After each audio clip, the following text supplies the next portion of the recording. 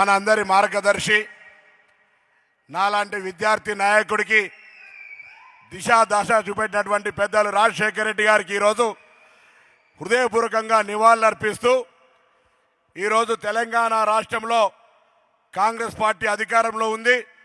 గౌరవ ముఖ్యమంత్రి రేవంత్ రెడ్డి గారి నాయకత్వంలో మా ప్రభుత్వం కొనసాగుతూ ఉంది. కానీ సగం ఆశయం నెరవేరినట్టే రాజశేఖర రెడ్డి గారిది. ఆంధ్రప్రదేశ్లో కూడా కాంగ్రెస్ అధికారంలోకి రావాలి, అదేవిధంగా దేశంలో రాహుల్ గాంధీ గారు ప్రధానమంత్రి కావాలి.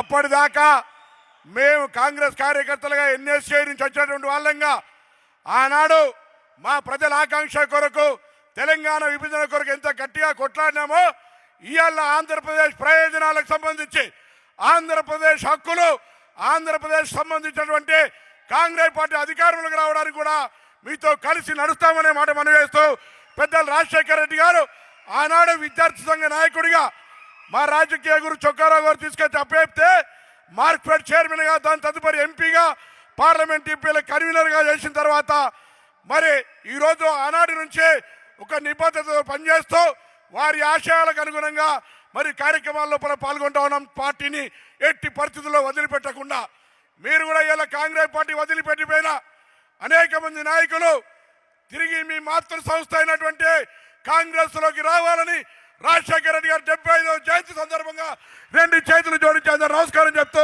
సెలవు తీసుకుంటా ఉన్నా.